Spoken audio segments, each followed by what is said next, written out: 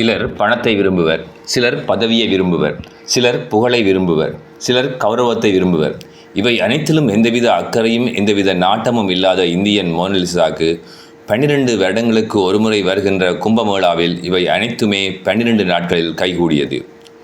கும்பமேளா என்பதில் இந்தியாவில் 4 இடங்களில் நடைபெறக்கூடிய, அதாவது அலகாபாத், ஹரித்வார், உஜ்ஜைன், நாசிக் போன்ற இடங்களில் நடைபெறும் ஒரு பெரும் விழா.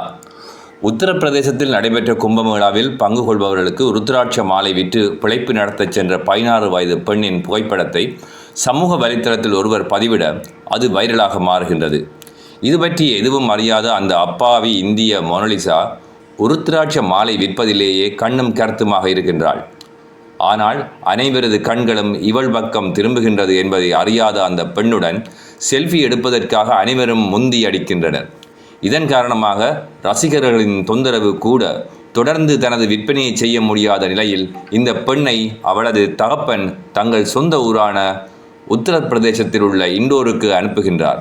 அங்கும் அவளுக்கு ரசிகர்கள் அதிகரிக்க தனது அன்றாட நடவடிக்கைகளை மேற்கொள்ள முடியாதவளாகின்றாள்.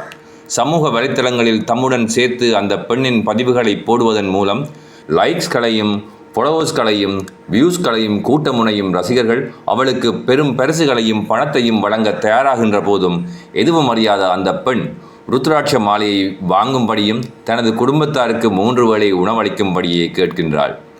இந்த நிலையில் இந்திய மோனலிசாவை அவளின் கதிரைகளோ கட்டிலோ இல்லாத குடிசைக்கு சென்று சந்தித்திருக்கின்றார் இந்திய பாலிவுட் இயக்குனர் சனோஜ் மிஸ்ரா. சந்தித்து தனது அடுத்த படத்தில் நடிப்பதற்காக அவரிடம் அனுமதியையும் வாங்கி அது தொடர்பான ஒப்பந்தத்திலும் மோனலிசா கையெழுத்திட்டார்.